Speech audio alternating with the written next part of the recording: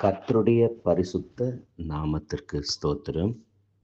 ஆண்டவரும் அருமை இரட்சகருமாயிருக்கிற இயேசு கிறிஸ்துவின் பரிசுத்த நாமத்தினாலே தேவ ஊழியர்கள் ஒவ்வொருவரையும் நான் வாழ்த்துகிற, ஆசிர்வதிக்கிற இந்த இணைய நாளை தந்து கர்த்தர் நம்மோடு கூட இருந்து பெரிய காரியங்களை செய்வாராக.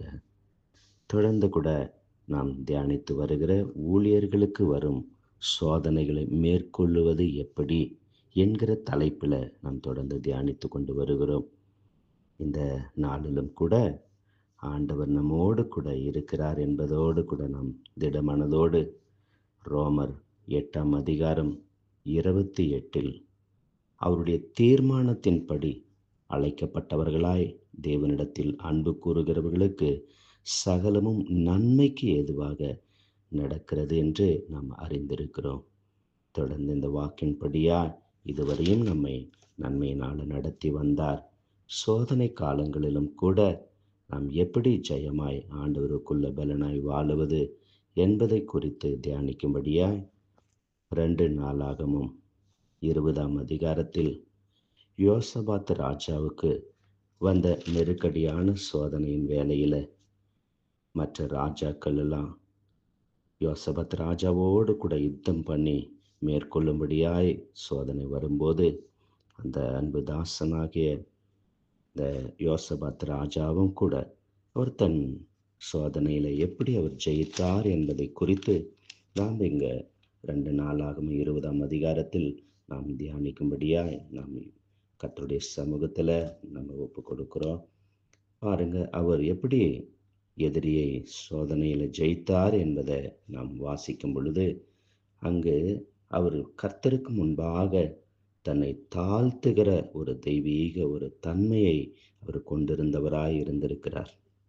தனக்கு வந்த பாடுகள், போராட்டம், பிரச்சனைகளில் தான் தனித்து இருந்தாலும் கர்த்தருடைய கிருபை நம்மோடு கூட இருக்கிறது என்பதை உணர்ந்து கர்த்தருக்கு முன்பாக தன்னை தாழ்த்துகிற ஒரு சுபாவத்தில் இருந்திருக்கிறார். நம்முடைய வாழ்க்கையில கூட வருகிற பாடு, போராட்டம், அந்த சோதனை காலங்களில் கர்த்தருக்கு முன்பாக நம்மை தாழ்த்துகிற ஒரு நற்குணத்தை நாம் எப்போதும் மறந்துவிடக்கூடாது. அவர் பாருங்க, 2வதா உபவாச ஜபத்தோடு கூட ஒரு ஒருமனப்பட்டு கர்த்தருடைய சமூகத்தில் அவர் ஜபிக்கிறார். தன்னுடைய ஜனங்களையும் கர்த்தருக்கு முன்பாக தாழ்த்து வைத்து உபவாசத்தோடு கூட கர்த்தரை தேடும்படியாய் அவர் ஒருமுகப்படுத்தி இருக்கிறார். அவர் பயந்து சோர்ந்திருந்தாலும் தேவ ஊழியர் மூலமா, தீர்க்கதரிசி மூலமா பரிசுத்த ஆவியானவர் ஏவப்பட்டு அவரை திடப்படுத்தும் போது அவர் கர்த்தருக்கு முன்பாக தன்னை தாழ்த்தி உபவாச ஜபத்தோடு கர்த்தரை தேடி நல்ல துதிக்கிற சேனைகளையும், செபிக்கிற சேனைகளையும், பாடுகிற சேனைகளையும் அந்த யுத்தத்துக்கு முன்பாக நிறுத்தி கர்த்தரையே சார்ந்து கொண்டு ஜெயமாய் அவர் கர்த்தருக்குள்ள வெற்றி சிறந்திருக்கிறார்.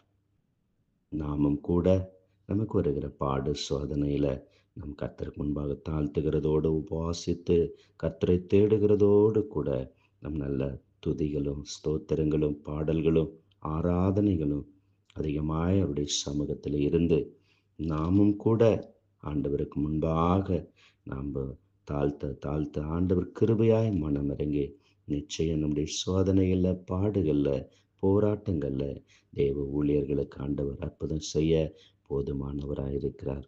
வேதம் சொல்லுகிறது, ஊழியக்காருடைய சுகத்தை விரும்புகிற கர்த்தர் என்று சொல்லி பார்க்கிறோம்.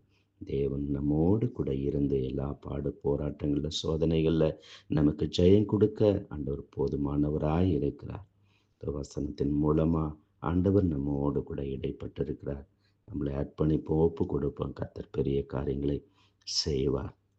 இரக்கம், மனதுருக்கம், நீடிய சாந்தம் மிகுந்த கிருபையும் தயவு நிறைந்த எங்கள் அன்பின் தகப்பனே, யோசபாத் ராஜாவினுடைய சரித்திர வரலாறிலிருந்து ஆண்டவர் கொடுத்த இந்த சுருக்கமான ஆண்டவரை கருத்துக்காக, இந்த ஆண்டவரே செய்திக்காக துதிக்கிறோம். தொடர்ந்து எங்கள் வாழ்க்கையில கூட சகலமும் நன்மைக்கு எதுவாகவே நீ செய்கிறீர். தொடர்ந்து கூட சோதனை காலங்களில் நாங்கள் எப்போதும் பிதாவே உமக்கு முன்பாக நாங்கள் தாழ்த்தி ஆண்டவர் அதிகமாய் துதியிலும், பாடல், ஜெபத்தில், ஆராதனையில் நாங்கள் கழித்து ஆண்டவரே உம்முடைய இரக்கத்தால் நாங்கள் ஜெயமும் வெற்றியும் பெற்றுக்கொள்ள கர்த்தர் இரக்கம் பாராட்டும். தொடர்ந்து உங்கள் நாமம் மாத்திரமே மகிமைப்படட்டும். மீட்பராக இருக்கிற இயேசு கிறிஸ்துவின் நாமத்தில் ஜெபிக்கிறோம் ஜீவனுள்ள நல்ல பிதாவே. ஆமென், ஆமென்.